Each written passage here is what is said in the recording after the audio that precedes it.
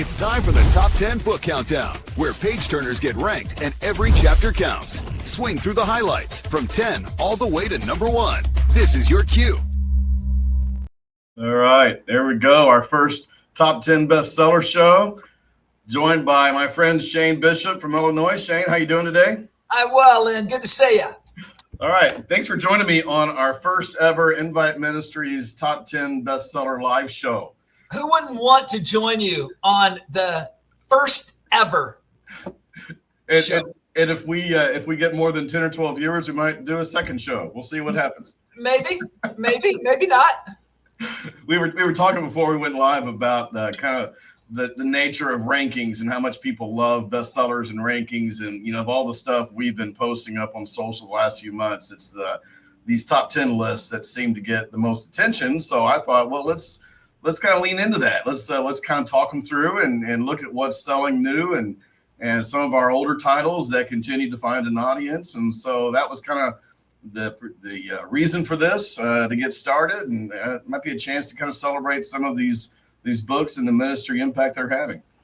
Lynn, I know in church, I'm always thinking, let's put resources into what's hot. What's going? Where's God moving? How's God blessing? Let's put resources there. So for a new, relatively new publisher like Invite, I think it's really helpful information to know what people are interested in, what the people that buy Invite books, where their hearts are. I think this is really helpful information for everybody. And it's also fun to kind of celebrate what God's doing in the lives of some of these authors. Yeah, for sure. So we'll try to, there's a lot we can talk about. We'll probably go about 20, 30 minutes here, depending on see if we get bored or not. But I want to just kind of dive right into it. We've got a web page on the site. So if you're following along, you can go to this page. Here it is. It's inviteministries.org/bestsellers. In right there off the homepage, or if that's too hard, just go to Invite's website and look in the navigation. You'll see bestsellers.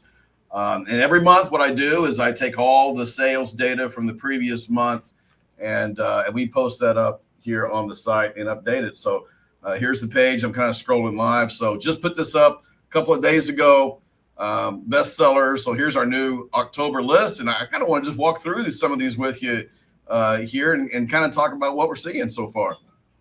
Loving it. Let's just kind of see what's moving right now. Yeah, right off the top. So first thing, God is still calling. This book is still in pre-order. It hasn't even come out yet.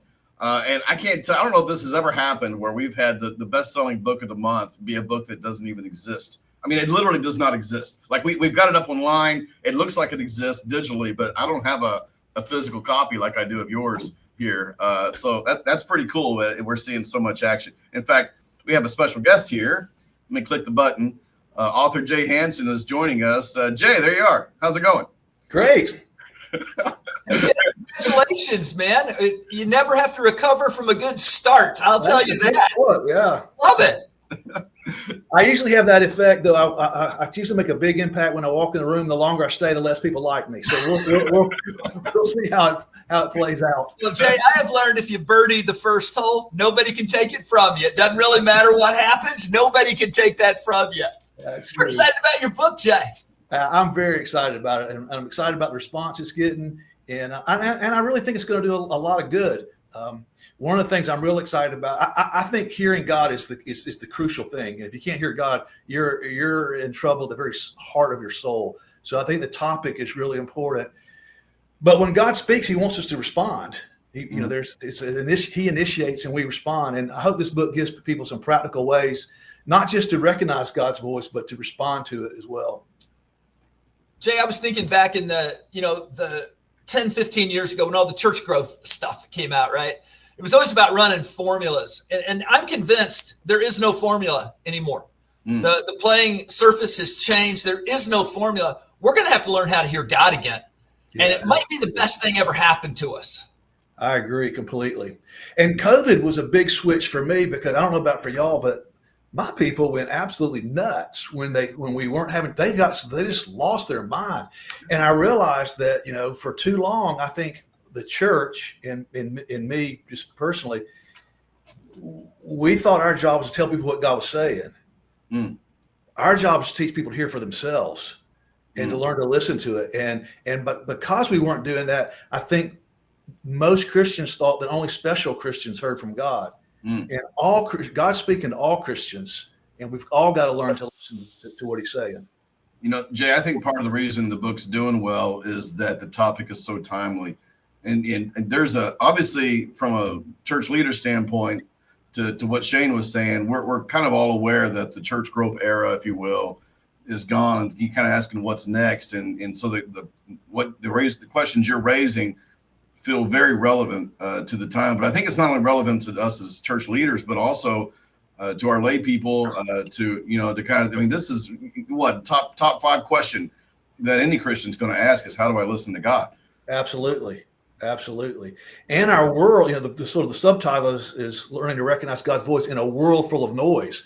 And the noise of the world is just amped up so much more now that it's you got to be a little bit more disciplined and intentional in your listening. And I was thinking about, how do we teach people how to hear the big V voice from all the little V voices that are always chirping in our ear?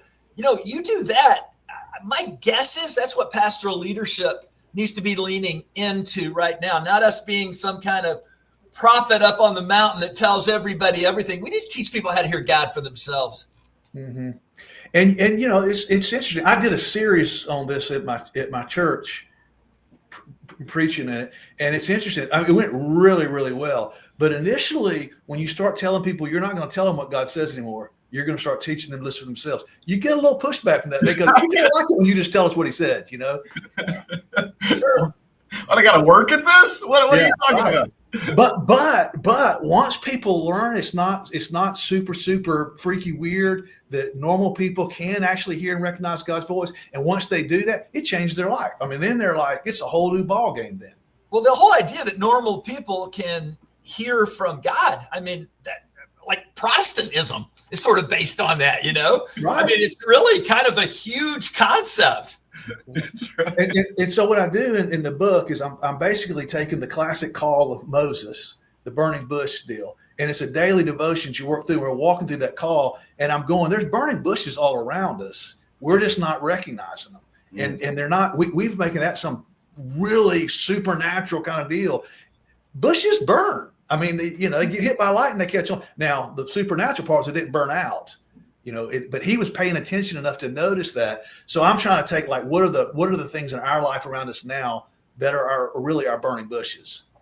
Yeah, that's great. Okay, so let me ask a publishing question.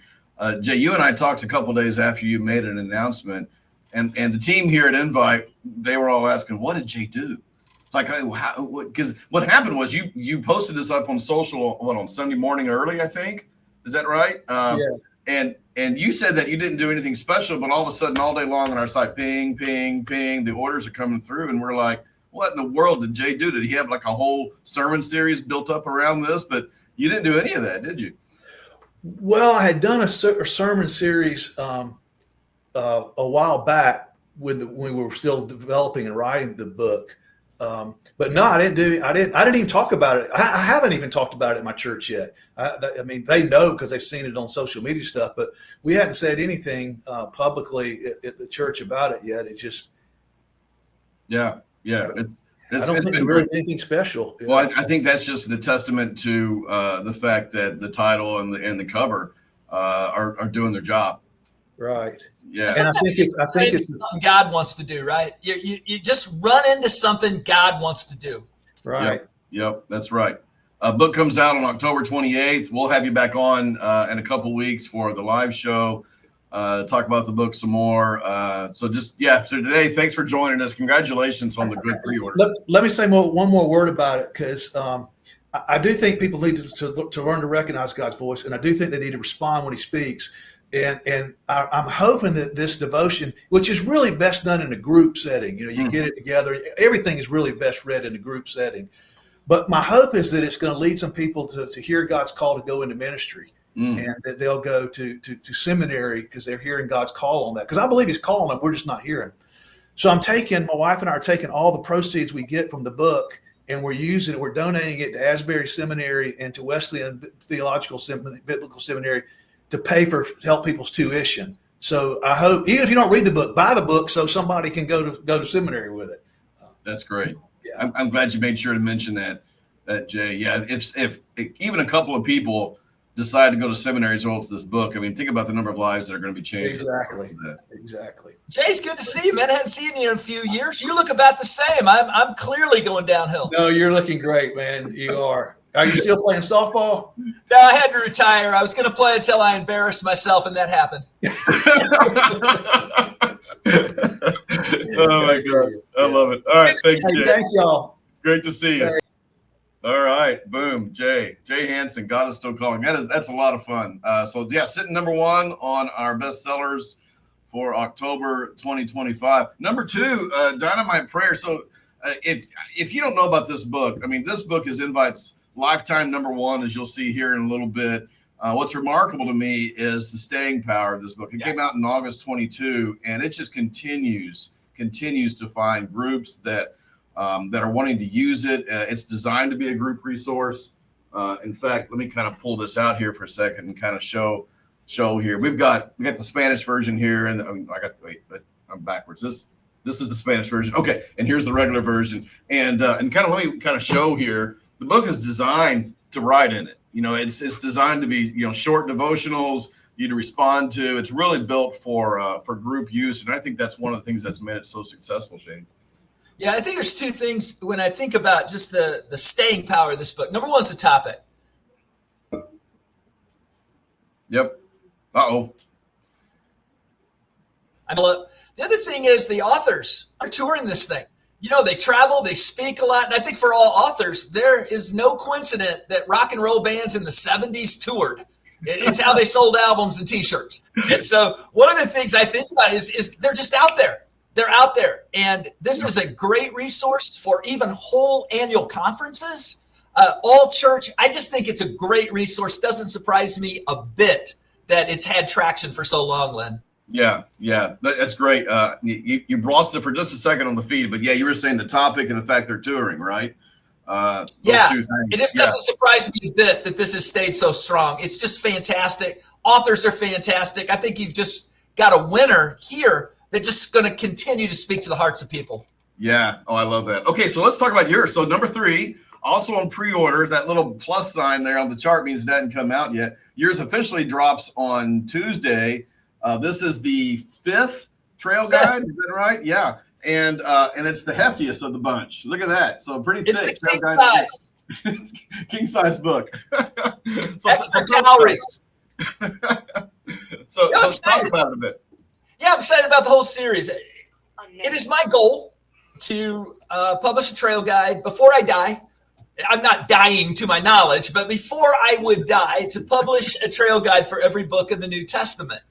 And so this is the 5th one, got a few more to go, but very, very exciting. I became convinced through our journey as a church, through disaffiliation and all those things, that one of the main problems in the American church was just biblical illiteracy. And so I wanted to say, hey, if you kind of think about walking through a whole book of the Bible, verse by verse, what if I was a trail guide? What if I just came alongside you and told you what I know?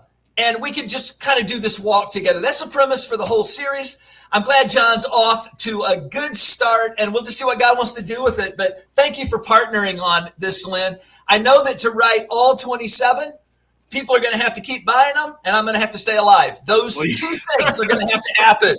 It's a great life strategy, actually. You've got to keep kicking for a long time to come. You got a lot of stuff to do. Yeah, right. I got some stuff ahead, but no, I'm excited about it.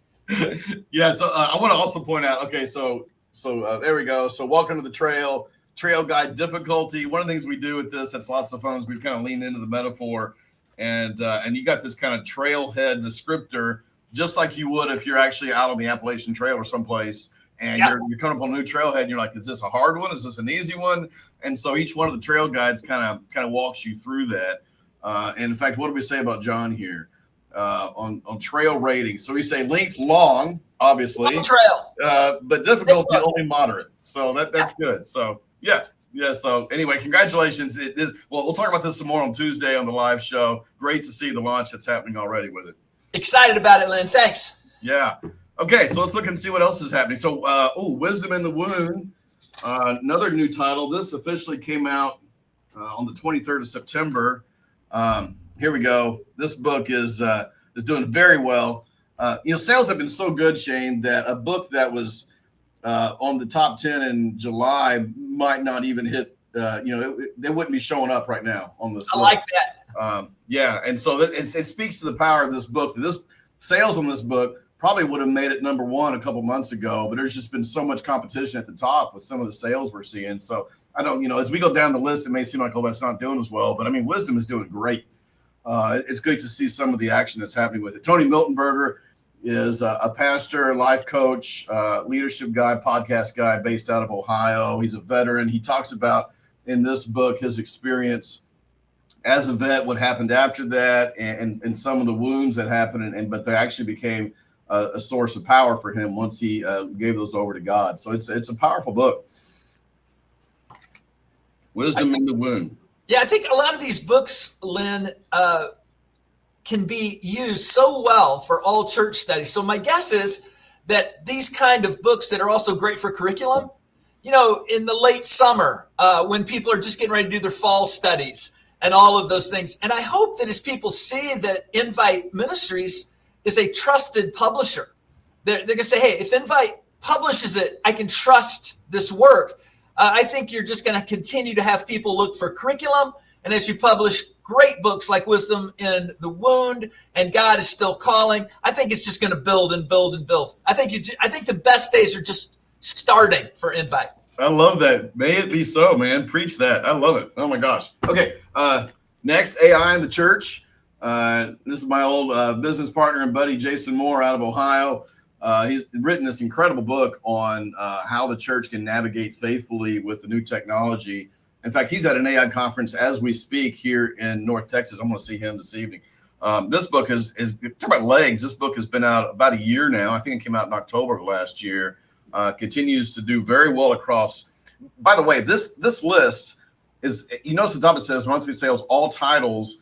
This is all channels. We sell through a variety of channels. We sell through Amazon. We sell through all the bookstores. You can pick it up in Goodreads. Globally, any English-speaking website will have it. What's interesting is that some of these books sell better on the Invite site. Some books like Wisdom and like this book tend to sell better through Amazon, which tells me that they're reaching new audiences.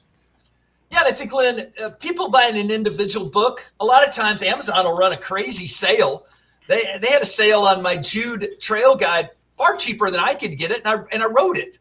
But I think for bulk, for groups, the Invite site is really, really good. And I'd really encourage people, you're going to buy 20 of these books, 50, 100 for an all-church study. Take a look at the Invite site because they can really deep discount some things in bulk. That's right, and make it eat better for you than you could off of Amazon. Right below AI is Jason's other book, Both And, which is about hybrid worship. This was kind of written for church leaders to understand how to begin to put their services online. And, this came out in 2022, Shane, like February of 22, and here it is still showing up, on the site. So it continues to draw interest, like we've been talking about. Another book. Yeah, fads will fade out, but principles will stand true. Yep, that's right. A couple other books on our top 10 list here that we're seeing that are also older that I want to point out at the same time. One of them came out in early 23, Wes Old's Confronting the Thief Within. It is so.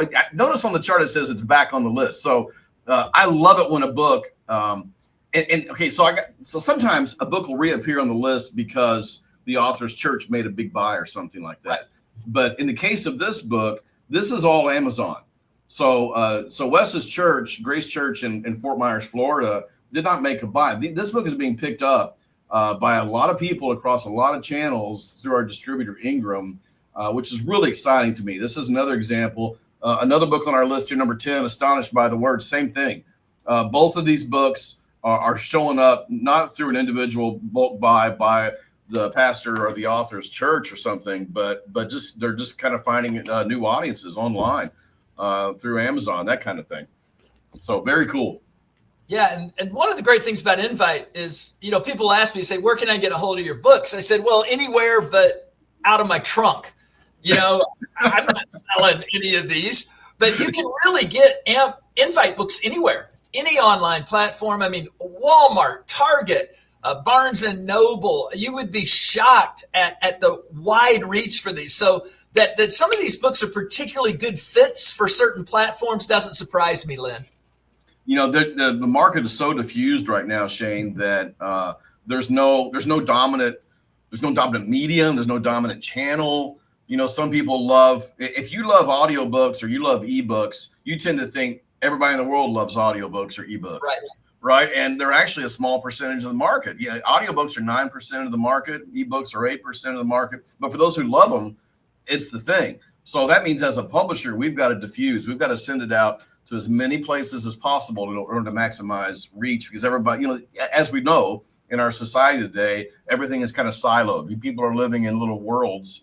And so we've got to penetrate into all those different worlds with this message. Yeah. And your original vision was to be biased toward innovation. This is the time. What used to work doesn't work anymore. This is the time to be innovative and to try these platforms and to see what the next new thing is. And I think Invite is a great place to do that because you have a heart for it and a commitment to it. Well, thank you. I didn't bring you on just to pump me up, but I like it. Thank you. All right. I want to come back sometime. Okay. This is your buddy Ted. You want to talk about this book? Yeah, this is great. And in an era where a lot of churches can't even have discussions around things because politics and all those things are so volatile. What Ted Bryant does is give us a method to have discussions. It's not about where you posit on this or that. It's about a Christian platform to guide us in meaningful dialogue. I think Ted's got a real gift to the church. He's out at Granger. He's a young guy. He's brilliant.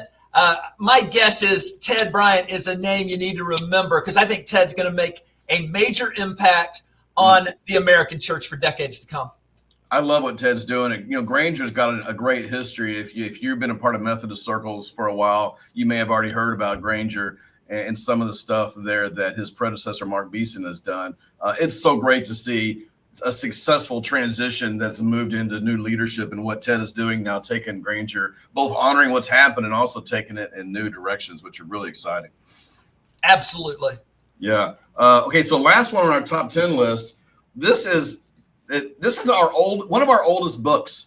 So back in 2021, we weren't even really national yet, Shane. We were putting things together. We were running what I was called beta launches on several books, and most of them were just local authors that were willing to work with us, even though we really didn't know what we were doing yet. One of those is Julie Yarbrough.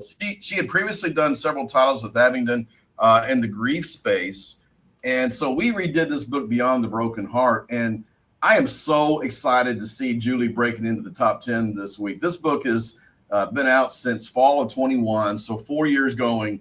And it continues to find audience here in the same way we've been describing. This is not a big buy by Julie that made this happen. These are books that are sales that are showing up through the variety of channels. And I also want to point out, let me take off the list here for a second. So this is the core book. She's got a leader guidebook that goes with it because it's designed for group study. There's a devotional.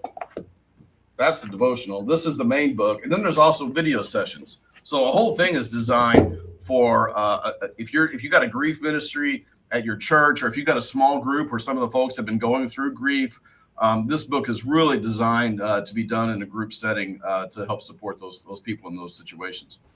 And I think it's just a sweet spot for Invite. And I hope people looking for small group curriculum, for Sunday school curriculum, for all church studies, I hope Invite will be a first stop for you. There's a good variety of things. Excellent author. You can trust it theologically. That's a great place to start.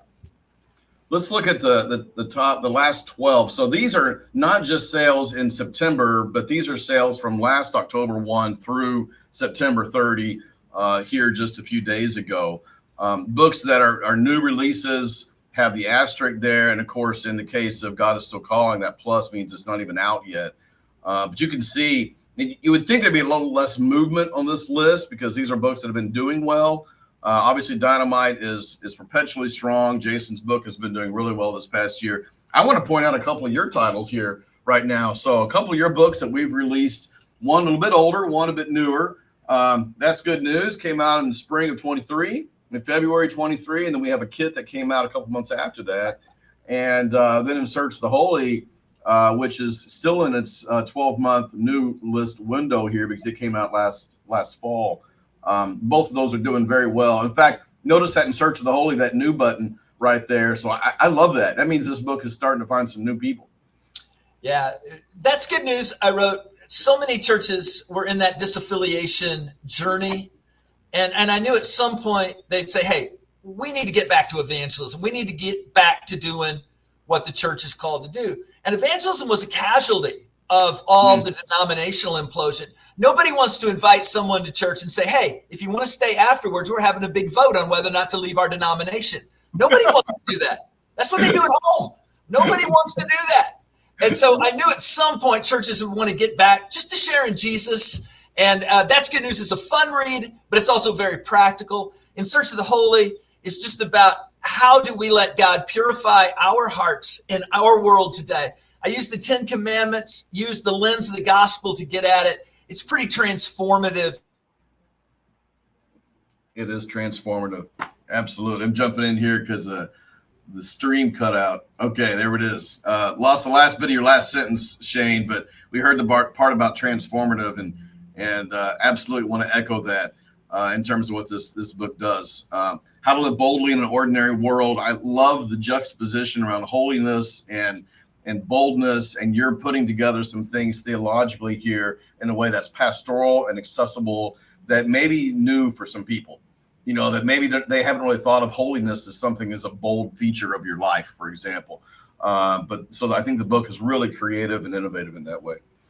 I love it. Wrote part of it coming back from Mount Sinai in Egypt, kind of doing that. I based this thing on the 10 Commandments, looking through the lens of the gospel. Really excited about this, Lynn. The people who have read it, really getting good feedback on it. We're doing an all-church study now on the book, and so we'll see what God wants to do. That's exciting. We got some more stuff coming out about that. Yeah, the all-church study. We've got some workbooks, things that we'll be releasing through Invite as well here in the next year or so. Fighting Chance. Shoot, Susan, could you grab me that book? It's the yellow one right over there. I totally forgot to grab this one. This is a new book by Roz Picardo. You also see his name listed as co-author at Dynamite Prayer. This book is basically taking the 12 steps and turning it into a discipleship tool. So more explicitly for those who are dealing with recovery, have friends or family who are in recovery, asking questions around the 12 steps. Roz makes a very strong case that I don't think is very hard to make, honestly, that the 12 steps may be one of the best expressions of the gospel message in American culture today. And so the book is kind of built around that idea. Yeah, and Roz brings some street credit to all this too. And that's what I really love about it. This isn't abstract stuff. He's sharing from his heart and his experience. And I think that's why it's so compelling. Yeah. Oh, that is great. Absolutely. We talked about Astonished by the Word already. Let me kind of give a shout out to the last couple of books here that both came out last fall. Matt Lake in Pennsylvania, Crossing the Discipleship Chasm. Great resource for those who are exploring better ways to enact a culture of discipleship in your church. And then also Creating Space by Brian Simpson, Craig Robertson of SLI. Also talking about, and this one's really about environments. They're really kind of talking about, in order for good discipleship to happen, you have to foster a space for that to happen, which I think is really a critical message that we don't often get. You know, Lynn, as we move to these lifetime bestsellers, I always talk to authors about this metaphor. We bought a new house once, and they came and rolled out the lawn. You know what I'm talking about? The lawn came in trucks like carpet, and they rolled it out. Yeah. And I was thinking to myself, this is the best this lawn is ever going to look. And with a lot of books, you know, you roll that thing out, it's exciting and all that, and it's great. But what you got to do with the lawn, you got to water that thing. You got to have the right soil underneath, and you pray that it becomes established. When you talk about bestsellers, you're talking about established books that didn't just speak, but they continue to speak. And that's one thing I get really excited about. One thing that I think Invite does really well is just pick titles with some staying power. And that's really what we celebrate on this bestsellers list. I love that. Thank you, Shane. This lifetime, we've got 20 listed here. We won't have time to go through all of them. We, of course, can do this on a future month. So many great books to talk about. I want to highlight just a couple of them here with the limited time we have left. One of them is this book, God is For You. So look at number 7, Mac Brunson. Mac's a friend of mine, a guy I've got to know here through the publishing of this book and after. A great, strong ministry, comes from the Baptist tribe. This book is really about wisdom through crisis and what he has learned in his own life as a result of going through some professional and personal crises, and then learning how God's wisdom is present in the presence of God, that both gave him peace and comfort in those moments, but also gave him some new insight, some new wisdom about how life works and how he's supposed to respond, as a follower of Jesus. So really great book. It's got a workbook that goes with it. It's written by his kids. The whole package is great for a group study. I think there's so much. I remember I used to go to these church growth conferences, and everybody tell you how wonderful they were. And the whole idea is if you were more like us, you could do better. Yeah, right. I kind of like these books that are written by people who've been through it. And they tell you their story, and they get done and they say, God is faithful. There is life on the other side of that. I think it's a compelling message for most people today. I think, do everything great and be like us, less compelling. Oh my gosh. Let me lean into that for a second. That is 100% true. I have an author that's launching a book this fall. And this author told me after we had done several things that part of the book came out of a personal journey. And I was encouraging this author just to say, hey, that's not the side story. That is the story. Right. And the more you're open and vulnerable about that, the more credibility you give yourself.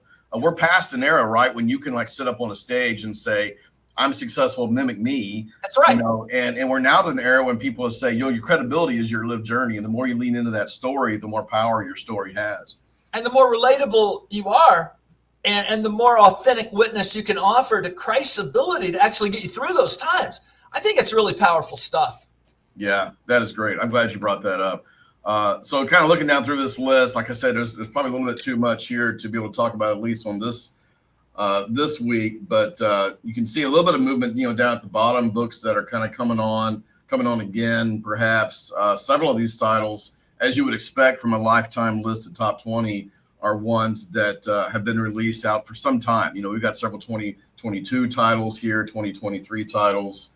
One other one that I want to talk about for a second that I think has a lot of meat left on the bone is this number 10 here, Sarah Baldwin's Generation Awakened. I don't think enough people know about this book yet.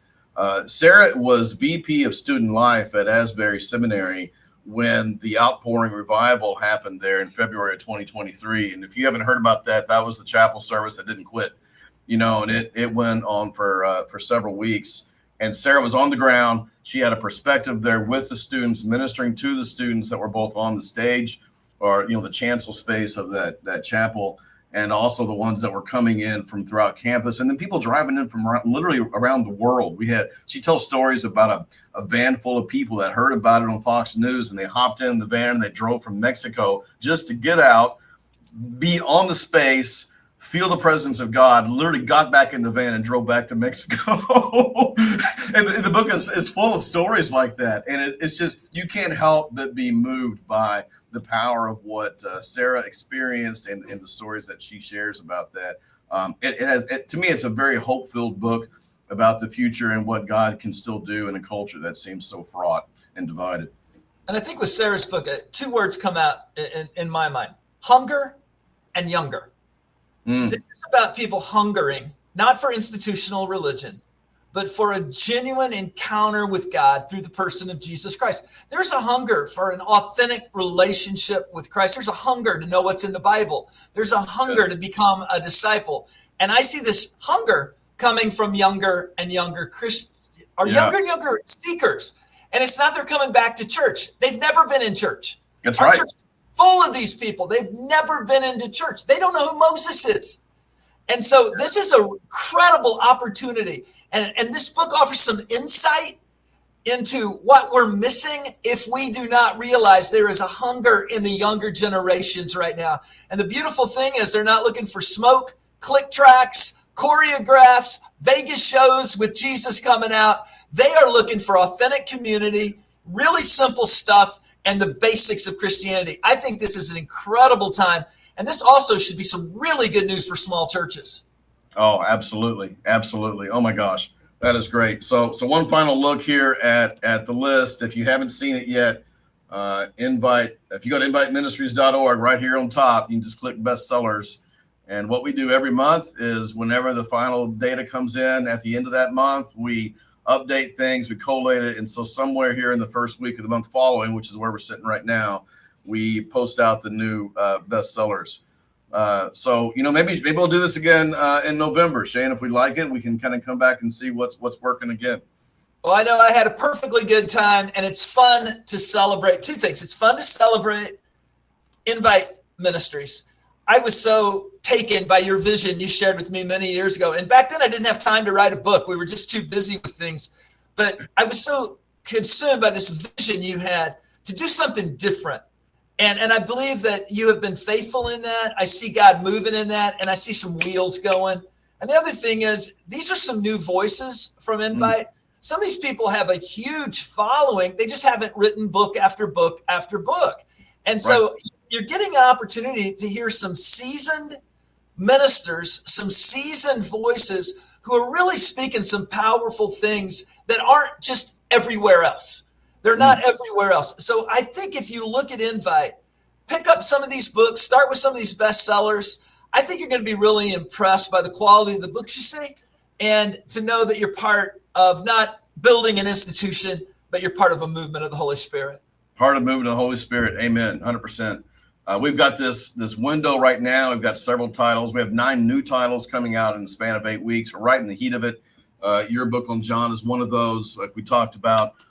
So that'll finish in November. And then starting after the holidays, we're going to do it again. So we're going to have 10 more completely new titles, which will be coming out here in Q1 of 2026. So the wheels are turning. We've got several dozen books that are coming for 2026. Very excited, very hopeful for the future. And I'm having a great time. I want to do this again with you next month, Shane.